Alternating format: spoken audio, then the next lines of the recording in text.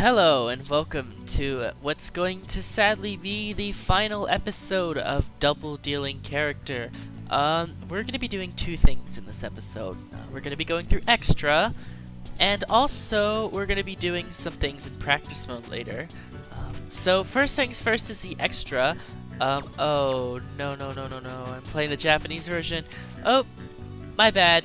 Oh well. It's okay. So I'm going as Murasabi.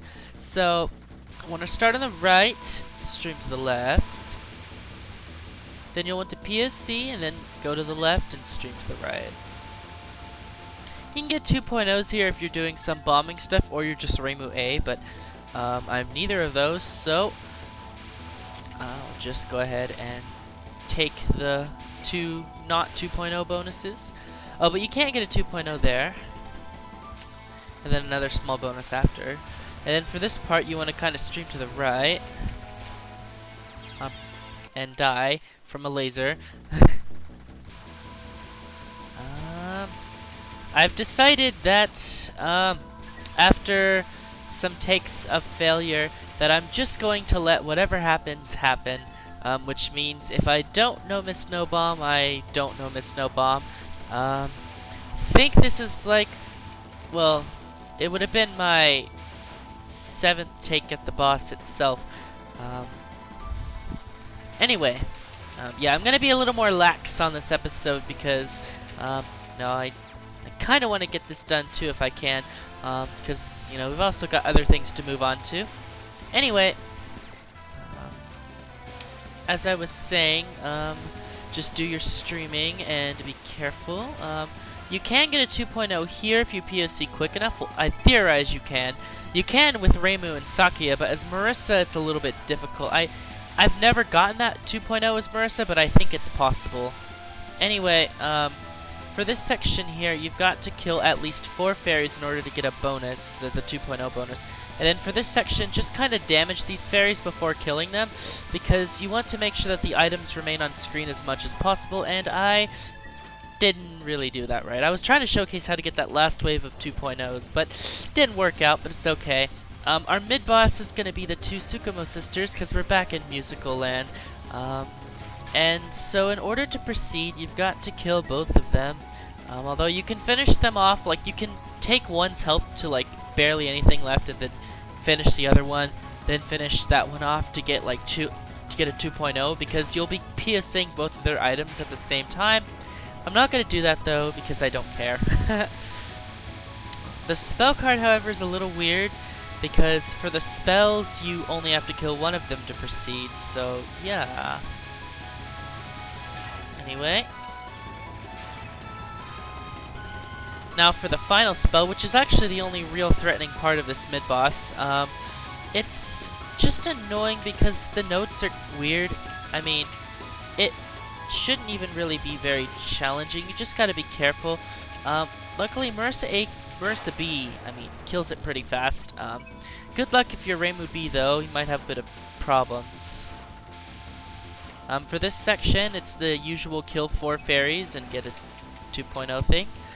For these fairies, watch out because they're not really difficult, but their angles can be a little annoying.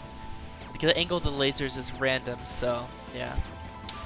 For this section, with Reimu, this is a pretty easy 2.0, but I'm Marissa, so not going to be as easy. I'm going to try to be careful and not focus too much on the 2.0s because I don't want to die, although I went ahead and got them there. On this part, you'll want to memorize where these are spawning, because if you let these enemies live for longer than like a second, they'll just start spawning like lasers everywhere, and it'll just be hell, so just kill them fast, honestly. It's better that way. For this part, again, kill 4 fairies, get a 2.0, but I'm not going to risk it because I'm only Marissa B. If I was Reimu A, I'd be going for all those 2.0s, but again, I'm Marissa B, so I'm going to play it safe. For this part, you'll want to do some circular streaming. As long as you don't stay too long on the bottom or too long on the top, you'll be okay. Stay at the bottom a bit to kill enemies, and then stay at the top a bit to get the item from the POC. And then the last wave, the green wave, is a free 2.0. These enemies drop enough items that you're guaranteed a 2.0 on your POC. And yeah, I have 7 lives. Yeah, that is how generous this extra stage is. Like, I don't know what it is about these late games, but like these latest games, but Zune has been very, very generous on the resources, which it's debatable whether it's a good thing or a bad thing. I personally would prefer more perfect cherry blossom like of systems, like with the item, you know, the how many items you get gives you like point item extents is what I'm trying to say. But it's not really a big deal. Let's just talk about the boss herself, which is a drum girl with red hair. It's another musical girl, Raiko. She is a drum. I'm not even gonna bother explaining the plot because you probably already know it already. Anyway, let's see her Danmaku, because that's where the highlight is. The first non-spell can be done with a little bit of left and right, or you can just kind of like dodge it on the fly under her. I'm just alternating as I go. The first spell, you'll want to kill the skull drum. Unless it's like really far away from you, then don't even bother with it. If the skull drum is near the middle, feel free to kill it. The skull drum itself, basically what it does is it'll explode when it hits the bottom. So if you kill it while it's coming down, you can prevent that. You'll have to, well, you don't have to shoot any of the drums. You can squeeze through the drums, but the drums have hitboxes, so you'll want to kill them. Second non isn't too bad, but there's an incarnation of this later that gets stupid. For the second spell, my strategy is stay in the middle, and on this wave right here, I will dodge it on the bottom middle, because yeah, that looked a little risky there. That was a little risky, but the goal was like to go at the bottom before the things expand. It might not actually be the best strat. Actually, that was a really weird wave. Anyway, here's some QED stuff. I did not like it when Flandre did this, and I did not like it when Star did this, but unfortunately it's back and you'll just have to deal. The third spell is a pretty fun, cute spell. You don't even have to really do any dodging on this. Well, okay, you are dodging because it's a Danmaku game, but like, it's not necessarily about dodging as it is just rooting. Alright, now for the second incarnation of the first non. It's not hard unless she's on the side of the screen. When she's on the side of the screen, it just gets kind of weird, but if she's in the middle, it's generally okay. The fourth spell has an annoying thing with the screen shaking. So the rings themselves just kind of like the bullets move at different speeds after the shake, so it can get kind of annoying. It was annoying when Chen did it, and it certainly is annoying now, but you'll just have to deal, as I've said earlier. Fuck this non-spell. I don't even care about language. This non-spell is annoying. I hate it. I have lost takes to this, and I do not appreciate its presence, and it just needs to die. Okay, what's next? I actually forgot. Oh god, it's this one. Okay, Den Daiko. I don't even know how to do this one, really, because I know that the yellow stuff is vaguely aimed at you, and the problem actually is not even the yellow stuff, it's the lightning, but honestly, it's just random dodging when I really think about it. Like, you would think that with aimed components that would be a streaming spell, but I can't really say that is a streaming spell because it's just kind of too weird. Anyway, here's the second incarnation of the third non. The gaps are wider, but it's faster, so it's actually easier. Anyway, this spell card is kind of an ass. Unless you're Zangeku, then you'll magically be good at it somehow.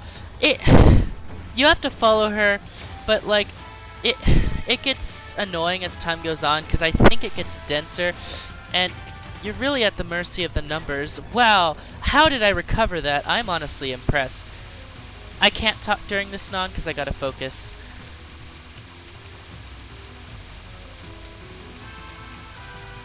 Difficult non.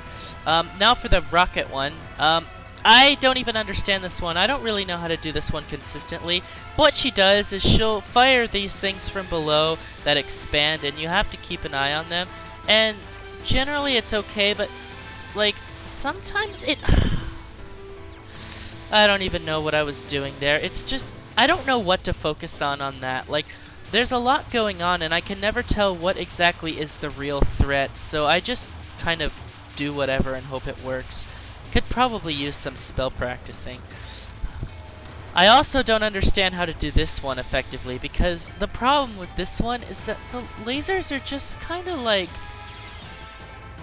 Okay, like, maybe that was a stupid move on my part, but the problem with this one is the lightning lasers can wall you. Well, not even that. The problem is the balls.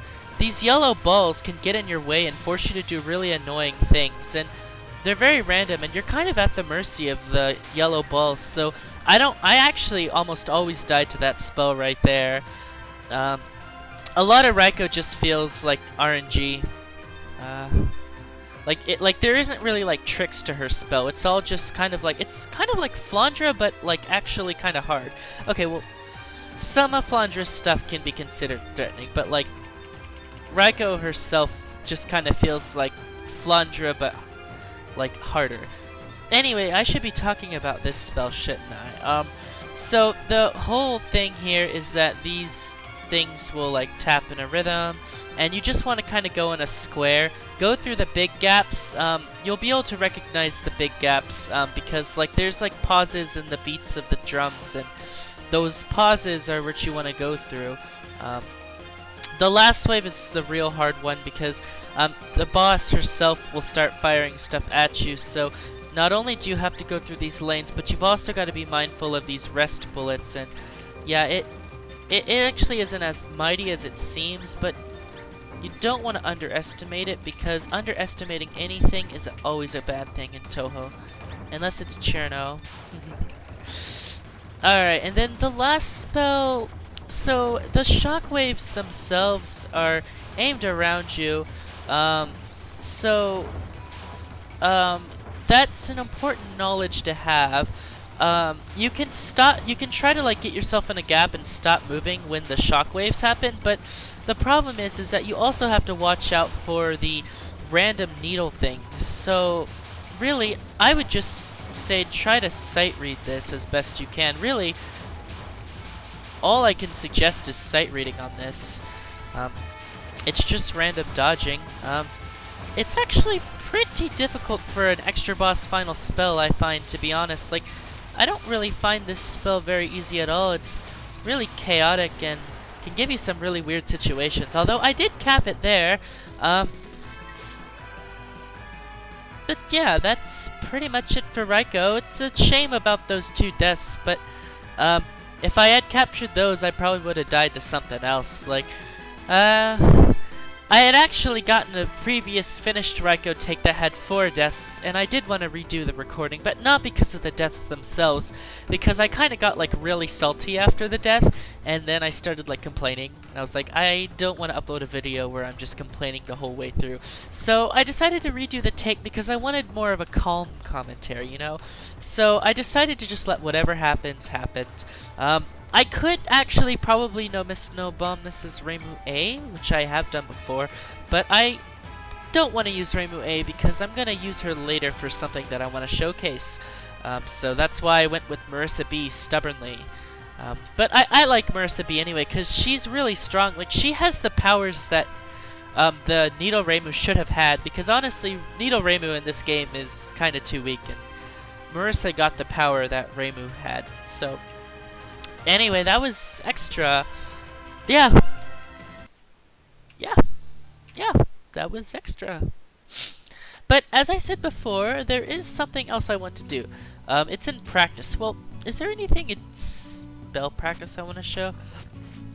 Like, Imperishable Night had last words.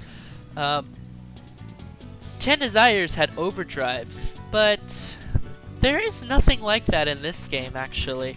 I never really got why. Like, I would have thought it would have been cool if Zune had given all these characters last words, because, you know, I would have liked to have seen them in action, especially like Shinryomaru's. It would have been probably really unique and stuff, but nope, we don't get last words or anything, not even overdrives, so there's really nothing to showcase in spell practice other than, hey, you can play a spell card.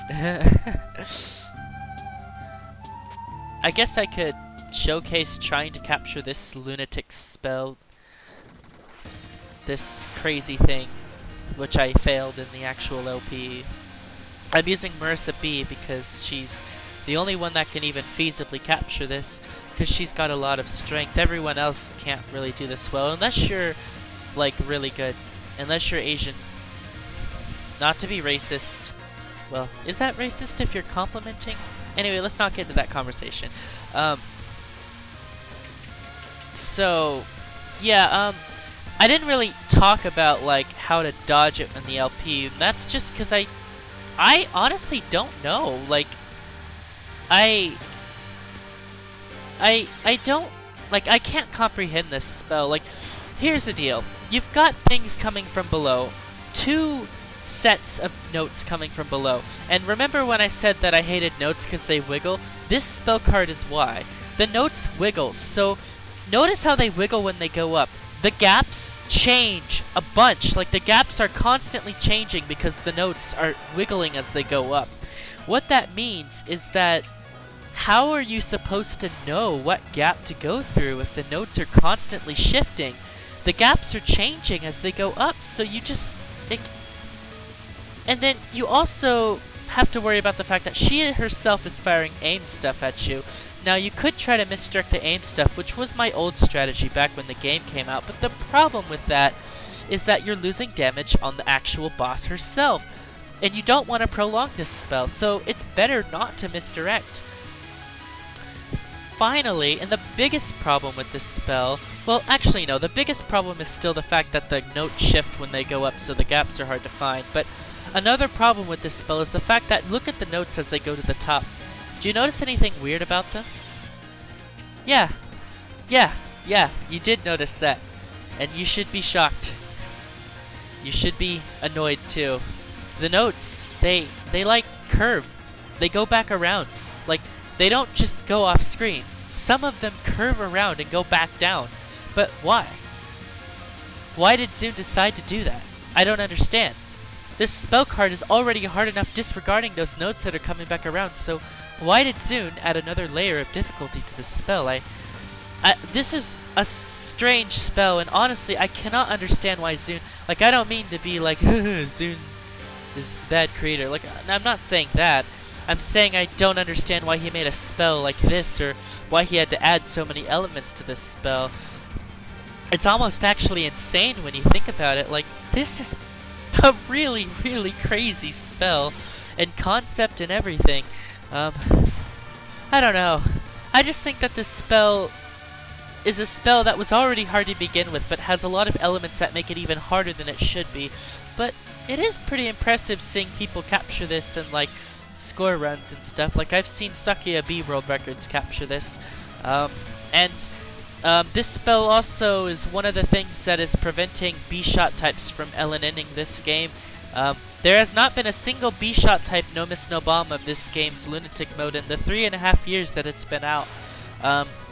And it's not just this spell. Kagura with the B-shot is pretty hard too, and Seija and all that. But like, this spell is one of the biggest drawbacks of playing as a B-shot type in this game.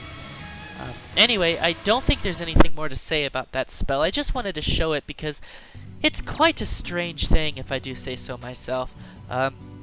What else do I want to show?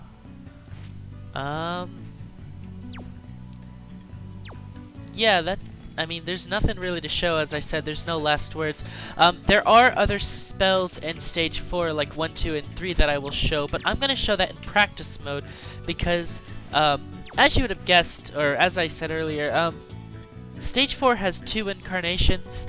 We played through Stage 4B last time, but there is a Stage 4A, which you fight if you use the A-shot types. So I'm going to finally take this chance to showcase the awesomeness that is the Gohei Reimu, Reimu A. So yeah, why not a better chance than to showcase Reimu A's awesomeness? So we've already seen the stage, so I'm just going to focus on talking about Reimu A. So why is Reimu A so good, and why do I love this shot so much?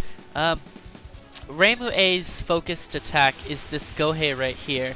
And what it does is it locks on to like wherever you put it, but it'll also home on enemies nearby. What you can do is you can lock this into place on areas on the screen and have it handle some of the stage enemies, and then afterward you can just kind of lock it into place. Like right here, I can kill those enemies behind me. And it's really powerful too. This Gohei is extremely powerful. Zune tried to counter that by making it like move away from enemies as like this Gohei will move away from enemies as time goes on, like bosses and stuff. But you can reposition it on the boss, so you can just make it keep staying OP. Anyway, here's another crazy OP use of Reimu's Gohei. As you can notice, I've locked it onto the right side of the screen, and I'm using my left shots to damage the left fairies, so I have completely obliterated this section right here.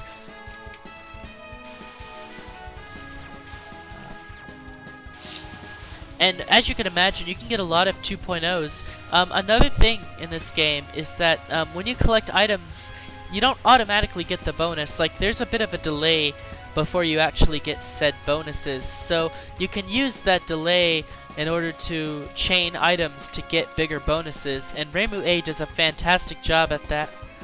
Also, I am timing this non-spell down because there's a section afterward that I want to shorten. Also, yes, Yatahashi is our mid-boss because her other sister is going to be the actual boss of this stage. So these are her attacks. This spell, it's pretty okay. That non-spell, I mean. You can go to the right like I did if you're a homing shot. If you're Marissa A though, you have to fight to be in the middle, otherwise you'll end up timing that out. Also, this section, I can finally showcase the Reimu A exclusive strat. So as Reimu A can shoot behind her, that means that I can manipulate this entire section to get more 2.0s. It's really nice.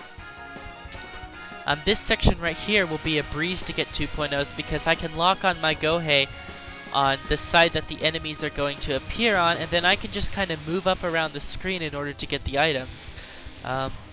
Yeah, so as you can imagine, as you can see right now, Reimu A is just really effective at dealing with everything. I can lock on my Gohei and chain a 2.0 with these enemies here very, very easily and get a nice life piece from that. Reimu A, man, she's just that good. Her bomb is also really good too because it does a lot of damage up close on a boss, and it doesn't take long to move up to hit the boss. And even though like you might not finish the boss's HP bar, which I see a complaint a lot about Reimu A's bomb, is that it doesn't do enough, like, that it doesn't do a lot of damage unless you're close up to the boss, and it'll be useless because you have to move up. But the thing is that, like, as long as you move up fast enough, you should be able to do a significant amount of damage to any attack in this game.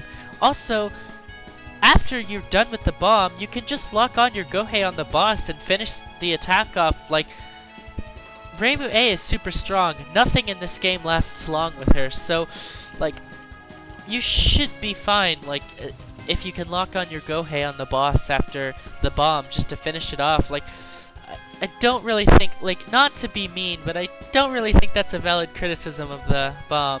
I gotta defend my Reimu A, she's just precious. Anyway, yes, we're fighting Benben. So, I'm gonna start above her because Benben's Nons have this weird mechanic where they're aimed at you. This fight is hell as Marissa A, by the way. As Reimu A, though, it's completely fine. So, you want to do some misdirection, of course. Move around the screen a lot. You don't have to stay under the boss. You have the Gohei. Use it to your advantage. Alright, so for the first spell, you're gonna have to alternate right and left. It goes right first and then left on the next waves. This spell is really only hard with Sakuya A because Sakuya A messes up the timings on this spell because she slows down enemies as they fire bullets. It's a weird gimmick. Also, if you start immediately damaging this, then you'll kill it before anything reaches you. Also, go inside the health bar on this spell card so you can get to a free safe spot so you can shotgun. Alright. So this spell itself is a bunch of misdirection. It's not even hard at all unless you're Marissa A. The only thing I want to warn you of is make sure that you kill it when you're high on the screen. I didn't succeed there. The reason I say is kill it when you're close to Benben is because you need to instantly start damaging her as soon as this non-spell starts, because this non-spell is legitimately insane. Yeah, you can see that. That's crazy. It dies pretty fast with Sakia A and Reimu A. As Marissa A, you're just gonna have to get lucky. It's almost impossible to be consistent on it. This last spell is pretty nice. It can give you walls sometimes, but the walls are very rare. It's also... Okay, that wasn't a wall. That was just me hitting a random rest bullet. But the last spell is pretty fun. I like it a lot better than Yatsuhashi's final spell. It's a lot more fun. It's a lot fairer. And I don't know. To be honest, Yatsuhashi should have gotten that spell, and Benben should have gotten the other spell. Because the homing shot types would do wonderful on that one spell. Like, on Yatsuhashi's final spell, the homing shots would be amazing on it. Like actually, you can actually play these spells with the homing shots and spell practice in this game. But yeah, like, you could just like lock on your Gohei and not have to stay under the boss and just kind of focus on staying safe. And yeah. Just stay away from the boss and just kind of stall. Like, okay, I still died, but you get the gist. I'd imagine... I want to try something, actually. I wonder how good Marissa A's shotgun is at dealing with this. Marissa A is a flamethrower shot, and she's got this really crazy, powerful shotgun, which you can't really use too often because bosses often force you away from them. But I'm wondering... This could potentially be really good on this spell. Look at me using my LPs just to experiment on random things instead of actually informing you on the game. Nah, we're already done here. Okay, maybe it's not that good. We're already done here. I think I've basically shown off everything I want to show. Yeah. That's it. Like, that's DDC. I guess I could show, well, I could show some things like the underflow glitch, but that might take a while to succeed at, and well, I'll give it one try. And if I don't succeed, then I'll just like not bother with it. I might as well try it. So you might notice in my spell histories, I have a bunch of 99999999900s. So we're gonna go ahead and play as Sakia A. So yeah, Sakia A. Hold on, I forgot how. So Sakia A has this weird gimmick where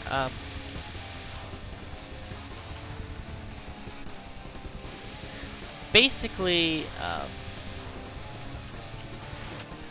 she locks on her knives on the enemies, and it can be really broken because of the fact that when she has her knives on the enemy, they stop firing as fast. Like they slow down, like their movement slows down, and their Danmaku is slowed down too. And as you can tell from the timer, time slows down. Like the second counter slows down. Like Sakia is legitimately manipulating time.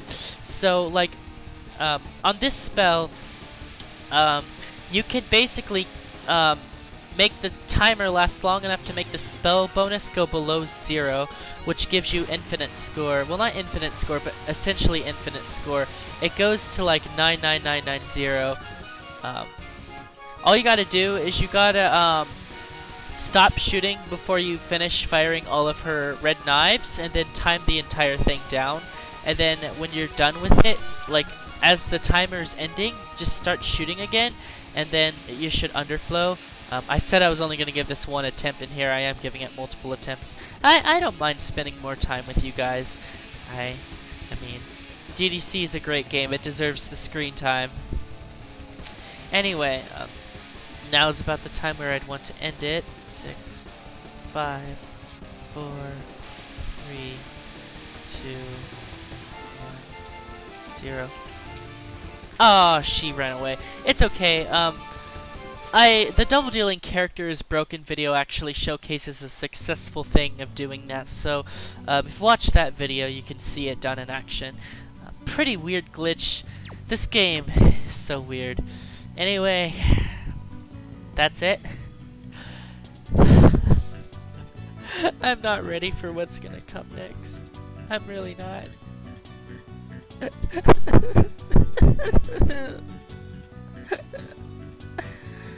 Next time, we're gonna go to space, and we're gonna suffer.